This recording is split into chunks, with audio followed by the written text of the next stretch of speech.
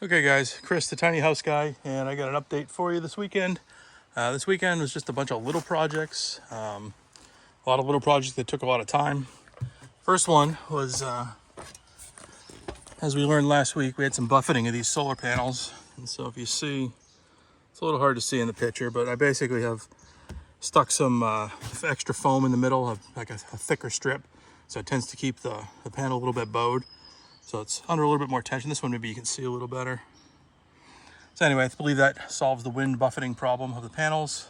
Not that it's a problem, it's extra stress on the panels, and you know, they're flexible, but they're not flexible like that at 75 miles an hour down the highway. So anyway, we did that. The other thing we did, you can see these little strips right here. And on the bottom side of them, they've actually got they got little covers. You can see right here, this little cover thing needs to be snapped in. So I just did that. Didn't take a ton of time, but just a little finishing touch. And then I replaced that piece of crap that was going to kill me someday with a little more sturdy step stool. This one, it's actually very sturdy. It's going to have double duty. It's going to serve kind of as a footrest inside if I'm sitting in the chair. So anyway, let's go on in and take a look at some of the new stuff. First thing you'll see is, that's a shower curtain. Oh yeah, we have our bamboo bath mat. That's exciting.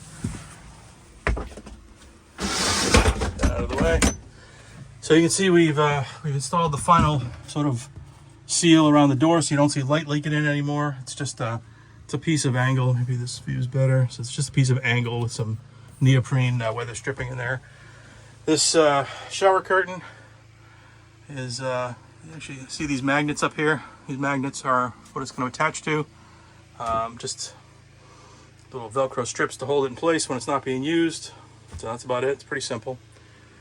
Let me turn off the fans so we're not making a lot of noise in here during the video. So we've installed some baskets. A couple baskets there. A couple baskets there. This one's loose. And then underneath the pantry, I'm calling it, I have a nice white basket with that cubby. I've actually covered it up in gray cloth, or gray carpet from, it's like what you'd have in a camper or a van or something. We installed the water jug. It's got a little base there and a strap to hold it in, and we now have water. How exciting is that? And it doesn't drain on the floor, it drains out the bottom, so it's even more exciting. Let's see. Oh, hey, these drawers, these are cool. So this is some drawers that I built on my laser cutter.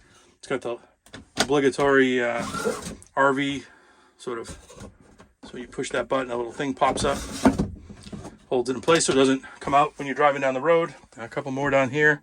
These are a little deeper. Just, I don't know what I'll put in there, but I don't know. Just can never have too much storage. Let's see, over here, this is all nice and cleaned up now. This thing in here was all like wires. It was nasty. So I put a little cover on that, and extra piece in here to cover up some of the pink foam that's in there, just to make it look good. TV now has these straps to hold it in so it doesn't wiggle all over the place. I've installed a new fan. This is I'll turn it on now. This is a Carframo fan. I have a bunch of extra bedding up here that I gotta put away somewhere, but this is let's see, Carframo. I don't know how you pronounce that, but this is probably one of the coolest fans I've ever seen. This one is very, very old. I had it in my old 66 square foot tiny house, which was like 2012. So it's very, very old. In fact, it's so old that the original controls for it wore out. I had to install this. I bought like a little PWM controller it's kind of a knob that you can adjust the speed. So, but that's a really great fan. It draws very, very little power. Like, I mean, incredibly little amount of power. So that's why I got it. In fact, I highly recommend it if you're going to be off grid and you still want a fan. That thing is great. And you know, it's not like power matters much if you're using it for 10 minutes. Just that typically a fan like this, you know, you leave it on all night, and so it's 8 or 10 hours. And if it's drawing half an amp over 8 hours is 4 amp hours of power. That's a lot of power. So anyway. Look at that. Drawers, pantry, water thing, shower curtain things. So that's really about it. So I think, screens. So these are magnetic screens. There's one here, and then there's also one up in there in the front one, so that's important. I probably will got to do some kind of blackout curtain so people can't see in. I'll figure that out at some point. This is probably, there might be one more video, DIY video, but I think this is probably getting close to the end. At some point I'm going to do a final video that's, you know, some catchy clickbait title like, you know, tiny house inspired Tacoma camper, blah, blah, blah, and I'll try and make it go a little viral, get some views out of it.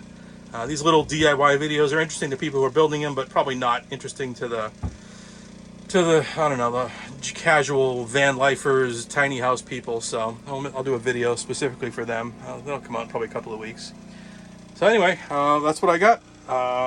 Thanks for watching, and we'll see you next week. Okay, and some bonus content that I forgot about. I have finished the bottoms of these little storage cubbies in carpet, just to make it look a little more polished. So since I was doing carpet over here under the pantry, I figured I'd do it in there as well. So anyway, that's all I got.